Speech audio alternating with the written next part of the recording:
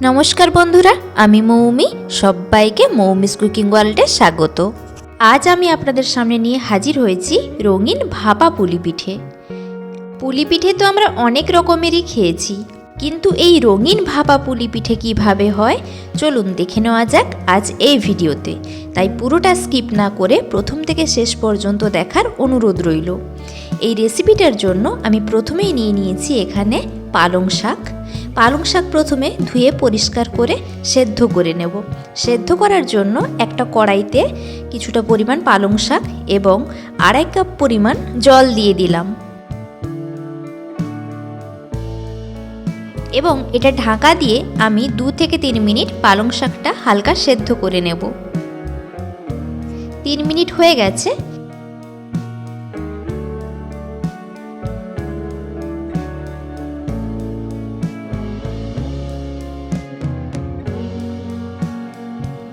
এখন আমি জল থেকে পালং শাকগুলো আলাদা করে নেব।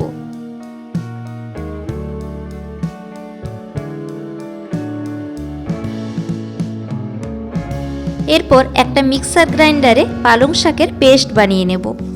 সেদ্ধ পালং শাকটা জল থেকে আলাদা করার পর ওই জলটার আমি ফেলে দিইনি। ওই জলটা এখন আমি কড়াইতে 2 কাপ পরিমাণে দিয়ে দিলাম এবং তার উপর আমি ওই পালং শাকের পেস্টটা দিয়ে দিলাম।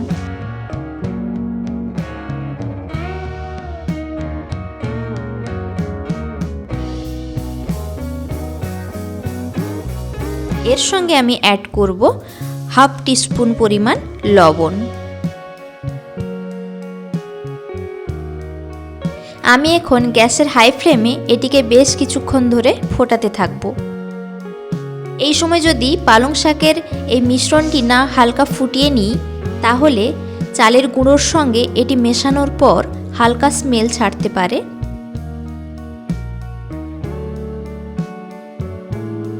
এখানে আমি অ্যাড করলাম 3 থেকে 4টে এলাচ, যাতে চালের গুঁড়োর সঙ্গে পালং শাকের যে স্মেলটা সেটা যেন আর না থাকে। 3 মিনিট মতো পর আমি গ্যাসের ফ্লেমটা অফ করে দেব এবং এটাকে একটা পাত্রে ঢেলে নেব।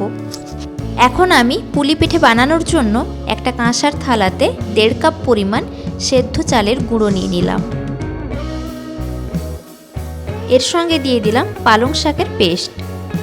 এখন আমি এর সঙ্গে প্রয়োজন মতো বারবার অল্প পরিমাণে উষ্ণ গরম জল নিয়ে একটা চালের গুঁড়োর ডো বানিয়ে নিলাম।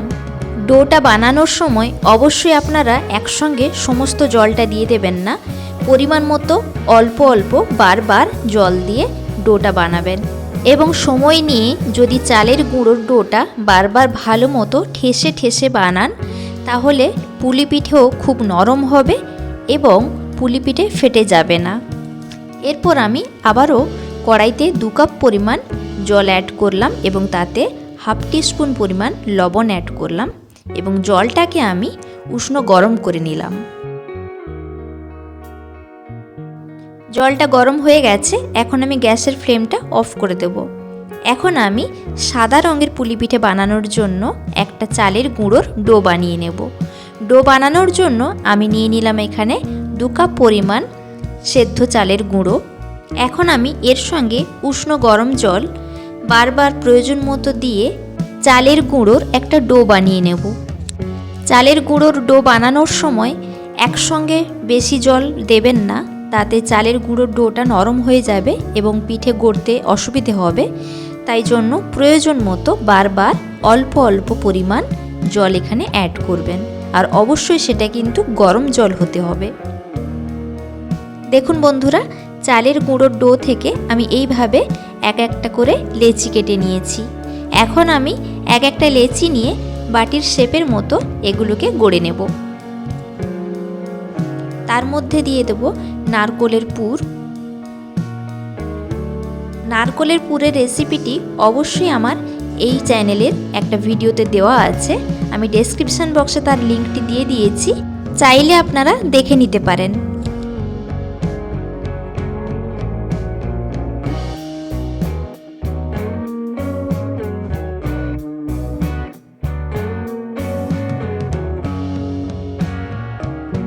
পুলি পিঠে বানানোর জন্য আমি প্রত্যেকটা লেচিকে এইভাবে গোল গোল বাটির শেপ আকারে গড়ে নিয়েছি। এরপর তাতে 1 চা চামচ পরিমাণে নারকেলের পুর দিয়ে দিলাম। এখানে নারকেলের পুর খুব বেশি পরিমাণে দেবেন না, তাতে পিঠের শেপ করতে অসুবিধে হবে এবং পিঠে ফেটে যেতে পারে।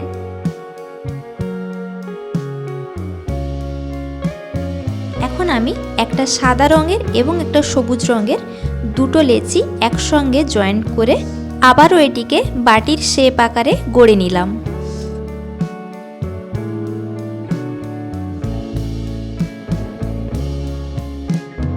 এখন আমি এর মধ্যে দিয়ে দিলাম 2 টিস্পুন পরিমাণে নারকেলের পুর।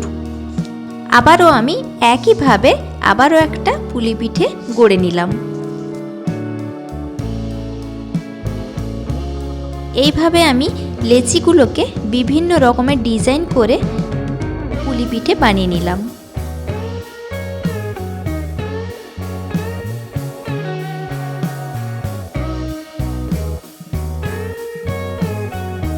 দেখুন বন্ধুরা, এখন আমার সমস্ত পুলি পিঠেগুলো গড়া হয়ে গেছে। আমি এখানে বিভিন্ন ডিজাইনের পুলি পিঠে গড়েছি। দেখুন বন্ধুরা, খুব কাছ থেকে আপনাদের দেখাচ্ছি। আপনারা চাইলে একভাবেও বা একই ডিজাইনের পুলি পিঠে গড়তে পারেন।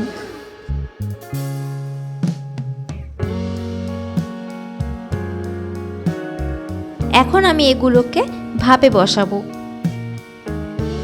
ভাপে বসানোর জন্য আমি প্রথমে একটা কড়াইতে 2 কাপ পরিমাণে জল দিয়ে দিলাম এবং এর ওপর আমি এখন দিয়ে দিলাম একটা স্ট্যান্ড।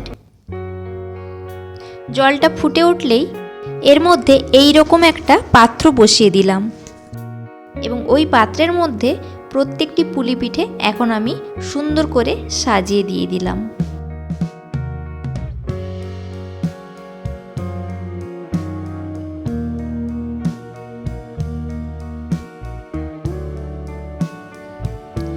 পুলি পিঠেগুলো দেওয়া হয়ে গেছে। এখন আমি এর ওপর একটা ঢাকা দিয়ে দিলাম এবং সাইড থেকে যাতে বাষ্প না বেরিয়ে যায় তার জন্য আমি এখানে একটা মোটা কাপড় দিয়ে দিলাম। মিনিট 10 পর আমি ঢাকা খুলে দেখে নেব পুলি পিঠেগুলো সেদ্ধ হয়ে গেছে কিনা। পুলি পিঠে সেদ্ধ হয়ে গেছে। এখন আমি এটাকে সার্ভ করব। যদি আমার এই রেসিপিটি ভালো লাগে তাহলে অবশ্যই একটা লাইক এবং অনেক অনেক অনেক শেয়ার করবেন। আর যারা নতুন বন্ধু এখনও আমার চ্যানেল সাবস্ক্রাইব করেননি তারা ফটাফট আমার চ্যানেলটি সাবস্ক্রাইব করে ফেলুন, যাতে আমার সমস্ত নিত্য নতুন রেসিপি সবার আগে আপনাদের কাছে পৌঁছে যায়।